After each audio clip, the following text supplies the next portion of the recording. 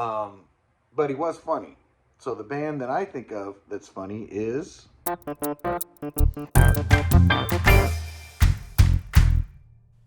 Howdy, howdy, howdy. Welcome to a Thursday Collection Connection, where we're playing the game. It's just an excuse to talk about records. Play the game with my brother, Plastic Eric, from the Plastic Soundwave Cult channel. And he plays his moves every Monday. I'm every Thursday. We find connections from his music collection to my music collection, and vice versa, in a long, long chain that's been going on for about 2 years now. So anyway, let's get to it. In Eric's last video, he talked about Ween, Pure Guava. This is the second time he has played Ween. He did chocolate and cheese, cheese and chocolate. I forget the order there back early on.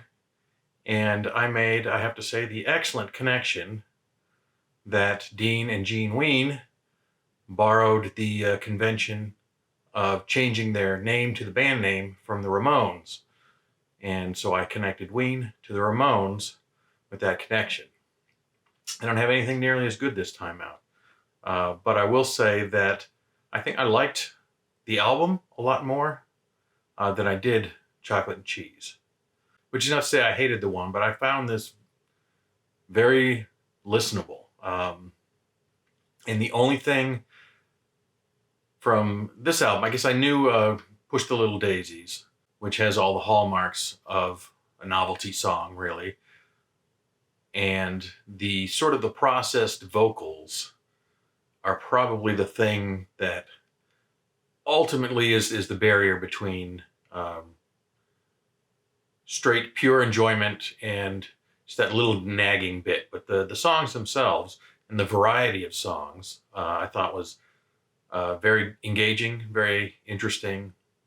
Apparently, in doing a little research on the album, even though it was their major label debut, Pure Guava, they put out a couple records before that. It seemed as if they populated Pure Guava with songs that were sort of outtakes that they didn't think were good enough for the first two albums that they put out independently. That's odd. It makes me curious as to what those sound like. They crack themselves up quite often in the songs. They are often very silly. And I thought about having just listened to Brotherhood the previous week, that Bernard Sumner kind of breaks character, laughs in the middle, right at the beginning, actually, of Every Little Counts. But I couldn't think of another example, and we'd just come off Salvation, the soundtrack, which featured New Order, so that seemed like a little too early for more New Order. And I couldn't think off the top of my head other than an XTC demo from a box set, and I wasn't going to give him a box set to do, where Andy Partridge is doing backing vocals and can't stop laughing. So I didn't decide to do that. And instead what I went with, and this is the first time I'm ever doing this, is sort of reverse engineering, taking something that I was listening to and seeing if I could find a connection to Eric's last album, to Pure Guava. The focus was kind of just an album that I felt like talking about, and that I thought Eric might dig and maybe not have heard of. I don't know if he's familiar with these guys or not. As a connection, kind of tenuous, but listening to Pure Guava, I heard a lot of different things. What's the song? Don't Get Too Close to My Fantasy. Sounded to me like a Bowie song, like a good Bowie song.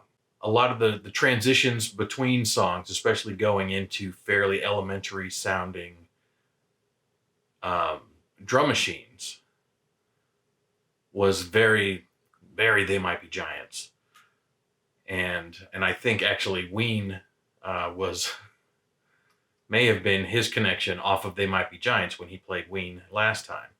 Another time, the processed vocals, which they seem to process a little differently each time, made me think of Prince. I think specifically sort of the processed vocals he has on You Got the Look, and they did kind of a passable uh, Prince impression. It sounded, almost like they could have gotten Prince in to do a guest vocal. I forget which song that was. It was early on before I was um, realizing that, hey, this is kind of enjoyable. So I didn't pick up what the song title was as I was listening to it.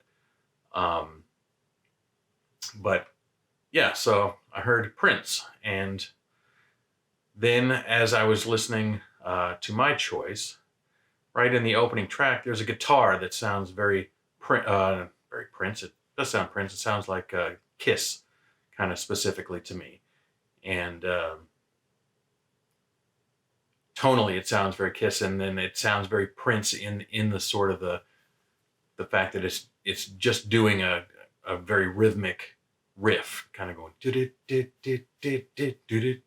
kind of got some funk to it. But in addition, I suppose I should show it before I keep talking about it, otherwise we'll get to the end of the video. The connection, the connected album, and I'll try to expound a little more on the connection, which is more conceptual, I suppose, is 1999, I think. I'll have it right on the graphic if what I said was wrong. But Groove Armada, the album is Vertigo. This is a little bit outside of the stuff that I would normally gravitate toward. And there have been times in kind of mix-making projects that I've done recently, both in sort of post-rock after the death of Mark Hollis and in sort of dance music.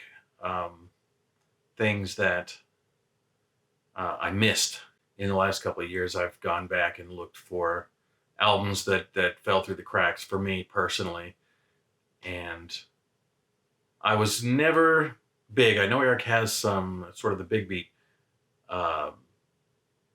DJ albums, like especially from the 90s, Chemical Brothers, Fatboy Slim, and things like that. And a couple of the tracks here make me think of that style of music, although they may be kind of the weaker tracks to me on the album. But every time I listen to it, I like it a little bit more. The opening track, which is called Chicago, could have been called Minneapolis because that's the one that makes me think of Prince. And it starts off with just like side one, if this was not a CD but an album. Side one, I think, is getting me more and more each time I listen to it. Whenever has more of a sort of an Us Three or Diggable Planets, Tribe Called Quest, maybe. It's hip hop set to kind of a more jazzy backdrop, and that's a really good song. I really like that one. And then for track 3, Dusk, You and Me, changes gears again, and it sounds like Air.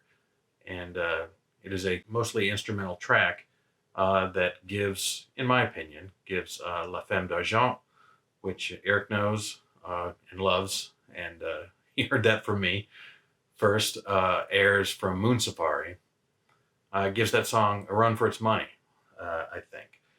It's very chill, kind of spooky. It's got kind of two halves to the song, but that's a great listen. And then as you kind of just go throughout, it feels like they're borrowing from a lot of sources. One of the last songs called Your Song doesn't make me think of Elton John. It makes me think of Sade.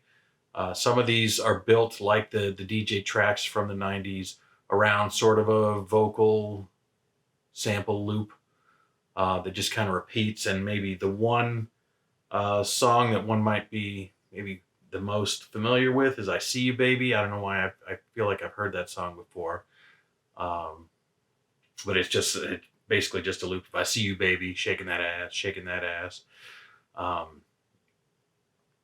And I feel like it's one of the weaker tracks, not because I'm a prude, because it doesn't feel like it goes anywhere. And that's probably maybe the song that would kick off side 2 of the album. But yeah, I get shades of, like I say, Air and Prince and Sade and I just feel like their influences are on their sleeve. So both albums, both the Ween and the Groove Armada here, I don't know how well Ween does it better in establishing its own identity. I mean, it does. I think Pure Guava in the end sounds like Ween, um, even though it is stylistically sort of all over the place. And um, another minor connection is they bring in outside singers. In uh, in Ween's case, it was, I think, they just kind of additional tracks on um, some of the songs, and I think that there's a, is it Sarah or something like that, that there's a straight up female singer uh, on it, uh, and it is a fairly straightforward track. That is probably the sore thumb. It's a good song, but it stylistically is the song that uh, feels like it fits the least easily onto that album. But here, sometimes they use those vocal sample loops, like the Fatboy Slims and Moby's and such from the '90s. And sometimes they have songs that have lyrics, but these are, again, like the '90s DJs, which apparently these are, the two guys from England. DJs get a little bit of a Massive Attack feel, where they're as much producers as they are musicians, and just put together really good tracks and treat them different ways. And sometimes they bring in, so they don't sing on any of them, but sometimes they bring in vocalists, different vocalists who are not in the band, to provide some lyrics or to sing the lyrics on the track. So they go from instrumental to vocal loops to full-on songs, kind of all over the map stylistically. But I feel like it holds up, especially side one. Um, and so I would think, if I was a betting person, I would think Eric would groove on it. We'll see, I suppose. I don't know that I firmly established or articulated exactly what the connection was, but it is just sort of a cavalcade of influences that I hear. And I don't tend to do that a whole lot. Some people have the ear for that, and they pick albums apart in that way. That's not something I tend to do. And it maybe helps that I'm not deeply familiar with either Groove Armada or Ween. But in the experience of listening to both, I heard other artists in what they were doing. I could hear the influence coming from other artists, which doesn't happen to me a whole lot. And in particular, Prince. I heard an influence of Prince on both albums. And I've read that Ween are, in fact, big Prince fans. I don't know about Groove Armada. It's really only the one track that makes me think of Prince. But it's a good one. It opens up the album. And I'll stop talking now. So you can look for Eric's response on Monday on his channel, The Planet. Not The Planet. What is it called? I said it earlier in the video. It's the Plastic Soundwave Cult. You can look for his response on Plastic Soundwave Cult channel on Monday, where he will find a connection to Groove Armada's Vertigo from 1999. British DJs. It's good stuff. It's winning me over. It was something I tried in a foray when I was maybe searching for dance music that had fallen through the cracks for me personally. And yeah, I enjoy it. I'm enjoying it more and more. I've had it for maybe 2 or 3 years now, but been listening to it more in the last 6 months than when I initially got it. And it was clearly not going to be the sort of the dance music that I was anticipating. And in some senses, the stuff that I like about it is closer to the post-rock stuff that I was looking for in the wake of Mark Hollis's passing. So anyway, said I was going to finish talking. Now I will. Thank you for watching. Bye-bye.